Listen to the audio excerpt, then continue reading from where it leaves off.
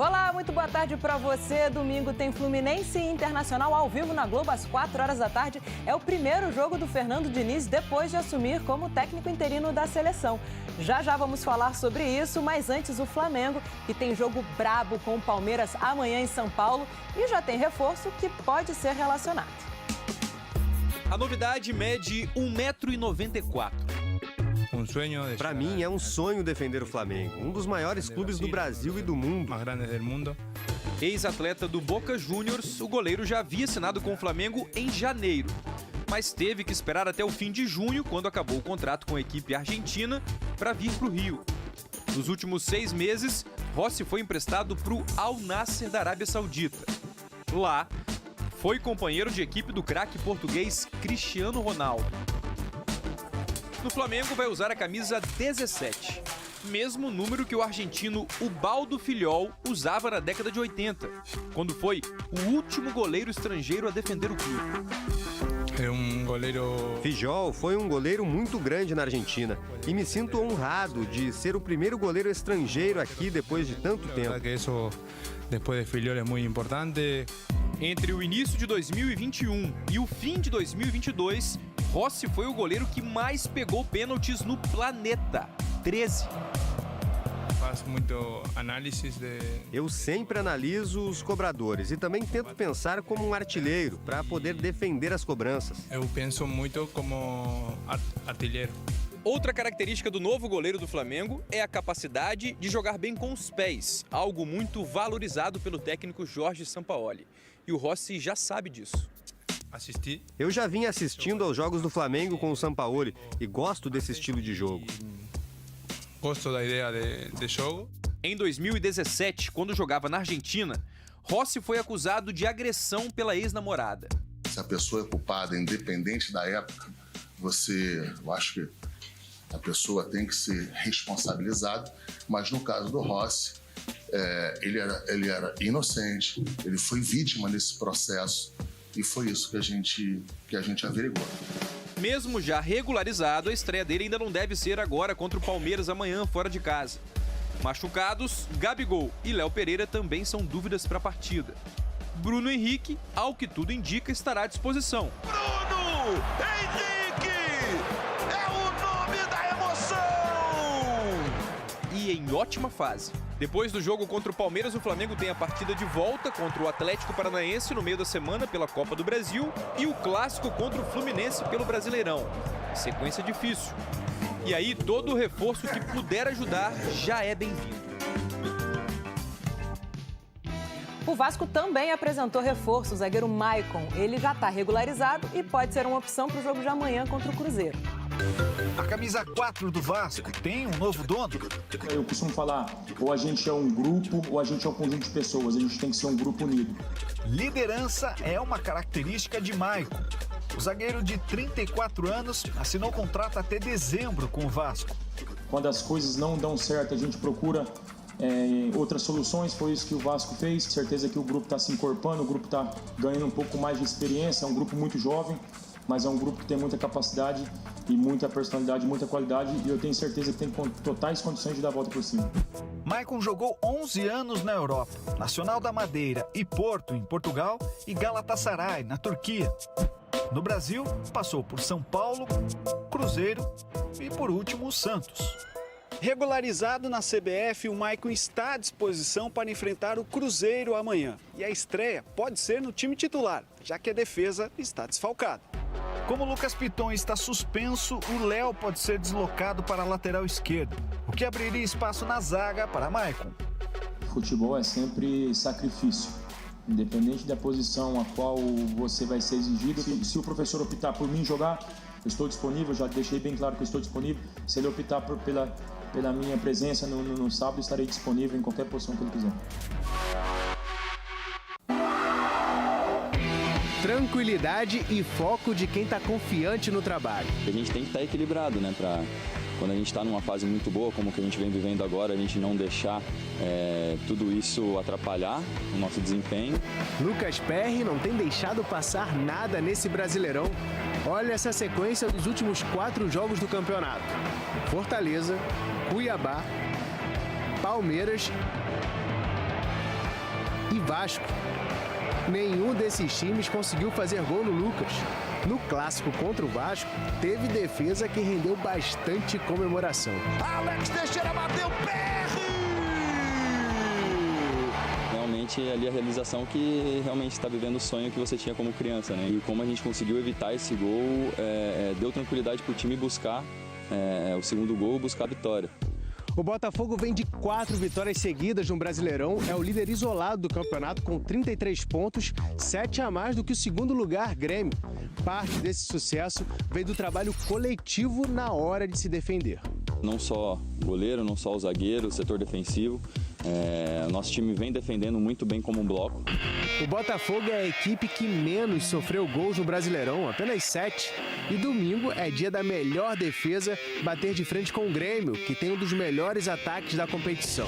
Então a gente tem que sempre buscar esse equilíbrio, sempre buscar essa tranquilidade, que é o que importa. Olha só, faltam 13 dias para o início da Copa do Mundo Feminina. A seleção estreia no dia 24. E enquanto isso, período para treinar, para se ambientar à Austrália e para se divertir um pouco também. Amada mesa. Objeto de cobiça de muitas das jogadoras da seleção.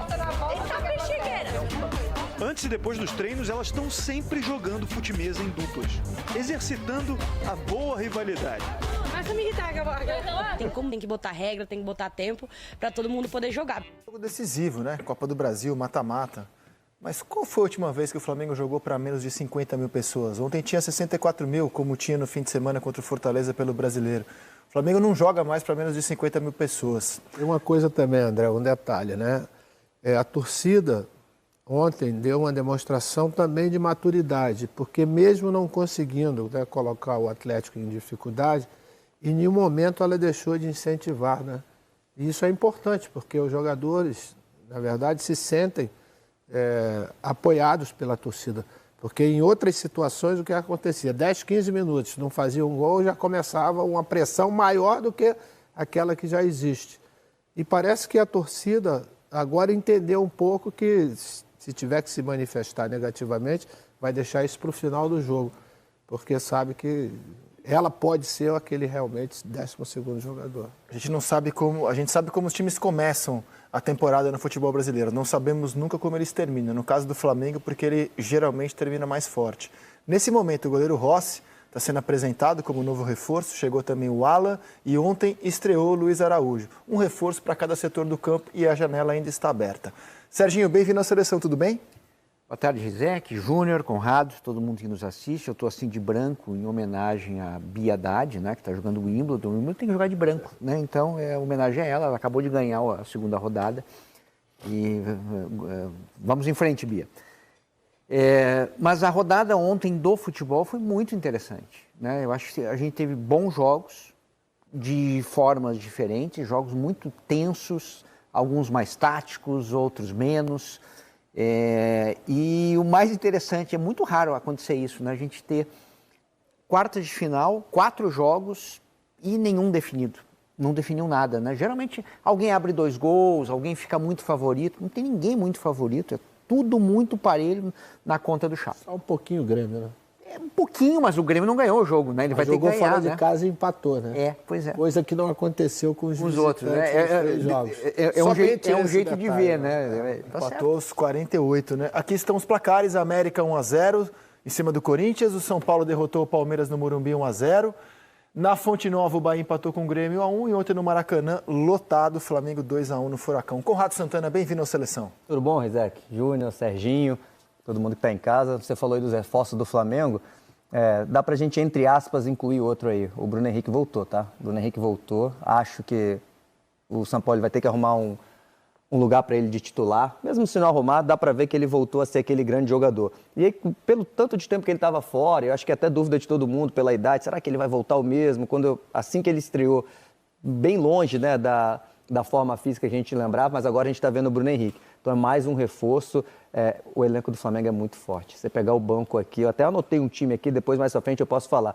O banco do Flamengo é mais forte que, assim, pelo menos 17 outros times do futebol brasileiro. É muito forte. As alterações que foram feitas ontem mostram isso, né? Quando você compara as opções que o Flamengo tinha entraram, saíram do banco e as que o Furacão tinha, na verdade é a realidade hoje de quase todos os adversários que André, enfrentam você o Flamengo. sabe que, em cima do que o Conrado falou do Bruno Henrique, semana passada, né, ele já tinha dado demonstração, porque ele começou o jogo. Dessa vez ele entrou, mas ele já entrou quase que no ritmo dos outros jogadores. E deu para perceber que ele está voltando à velha forma. Naquela bola lançada pelo garoto, pelo Luiz Araújo, a velocidade que ele sai do campo dele para chegar no campo é aquele Bruno Henrique que a gente conhece. É um arranque, uma velocidade. E tanto no gol que ele faz, ele não ganha com a impulsão espetacular que ele tem. Ele ganha no arranque. Ele ganha Chegou antes. Do Ricardinho no arranque. Eles estão juntos, né? Do Fernandinho. Do Fernandinho. No arranque é que ele consegue... Esse para mim, é o grande reforço, porque os outros vão precisar um pouco de adaptação, tal, essas coisas, mas esse é o grande reforço para esse final de temporada. Bom, a gente vai começar falando dos jogos de ontem, da vitória do São Paulo sobre... É uma série de fatores, claro, mas, por exemplo, os piores gramados hoje da Série A são de estádios compartilhados por times. Mineirão, Castelão, Maracanã, o do Grêmio é ruim. Eu acho que tem a ver com gestão, viu? Não, claro, também. Mas é inegável que gramados de um time só são melhores. Se alguém tivesse explicado para ele, assim, dá. A questão, acho que não é do Flamengo, o Maracanã, né? Eu acho que também seria diferente. Se o Flamengo fosse um estádio próprio, de repente o Flamengo poderia investir com essa grana toda que tem, de repente não pagar 90 milhões no Claudinho, pegar um outro reforço por 70 e pegar, enfim, estou chutando o número aqui, e investir mais para melhorar o gramado. Eu acho que a questão que ele focou é muito importante. O Flamengo investe no gramado, hein? Eu não sei o valor agora exato, mas o Flamengo gasta dinheiro no gramado. Mas será que é o que merece? Porque já que o Fluminense isso. também usa... Teria que apurar. Mas assim, o que chama a atenção é que os clubes vêm investindo no gramado, e o gramado está sempre ruim, cara. Tá sempre você ruim. Fala de sintético, você vê o Nilton Santos. O Nilton Santos é um espetáculo. É um espetáculo. Né? E eu acho que isso valoriza principalmente o time que joga ali. Né? A gente vê que o Botafogo, eu não tenho dúvida nenhuma, que o gramado, ele deu uma valorizada demais no futebol do Botafogo. Claro. Jogadores conseguiram, e não é aquele sintético que você tem dificuldade, não.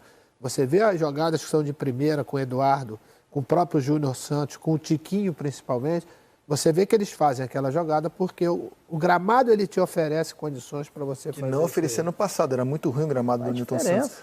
Só o Gabigol já se machucou 2 vezes por causa de buraco no gramado do Maracanã. Faz diferença. O ponto do São Paulo ali, eu acho que esse tem que ser o foco. A gente não pode só aceitar, não, mas tá bom, tá dando para jogar. Não, tem que ser o melhor, é o Maracanã, cara. Você sabe que o brasileiro é o Flamengo que gasta aí. O Flamengo tá entre os times mais ricos do mundo hoje. Você pegar ali, cada hora sai uma pesquisa, mas assim, é top 40 pelo menos, às vezes sai num top 30. Cara, isso é muito importante, tem que jogar no melhor gramado possível. Gasta um dinheiro absurdo com esse elenco que a gente já discutiu aqui.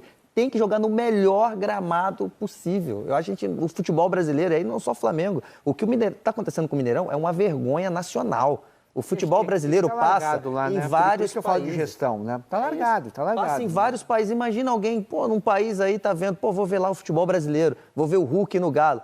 Nossa, que gramado. Isso é uma vergonha, cara. É aí que você joga, aqui na nossa 2ª divisão tem gramado melhor. Isso é uma vergonha pro nosso campeonato. Eu acho que é um problema, assim, urgente para a CBF, futebol brasileiro como um todo, tratar, que é a questão dos nossos gramados. Tem que ser... O Flamengo fez o movimento ao contrário. Ele trouxe um jogador do Al Nassr, que é o goleiro argentino Agustín Rossi, apresentado há pouco, nesta quinta-feira, como novo goleiro do Clube Carioca. Dá uma olhada. Y la verdad es que nada, haber llegado acá es cumplir un sueño de llegar al equipo más grande de Brasil, a uno de los más grandes del mundo, con la mayor torcida de Brasil. Después de 38 años ser un nuevo arquero extranjero en el club, la verdad que eso después de Filiol es muy importante, como algo muy sentimental para mí, siendo Filiol uno de los arqueros más importantes en la historia de la Argentina, así que nada, espero hacer mi propia historia, ganar muchos títulos como el CEO dijo y hacer feliz al Flamengo, al equipo, a la torcida y a todos para ir por el mismo camino. Desde o Filiol, maestro, que não tinha um goleiro estrangeiro. Joguei com o Baldo. O Baldo foi em 1983. Eu vou te falar, superar o Filiol com todo respeito ao Rossi, é complicado. Ele pode fazer uma grande trajetória e o Fidjol ficou pouco tempo, né? Acho que o Fidjol ficou só 83 e 84, né? Quando eu saí em junho de 84, o Baldi ainda ficou mais um tempo, mas o Fidjol foi fenomenal. Verificado até pelos casos recentes de...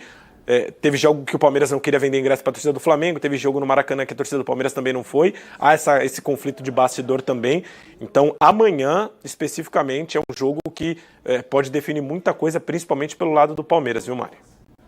Agora, falar uma coisa e usar o raciocínio aqui do Simas, que você construiu para o Palmeiras, eu acho que também dá para a gente aplicar o Flamengo.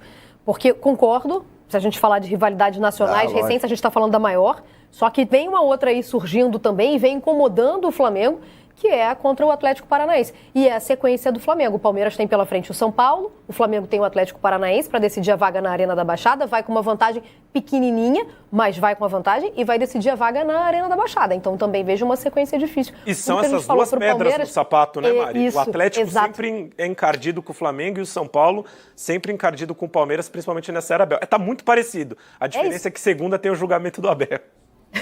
Pode pegar até 6, né? Pena máxima 6 jogos, né?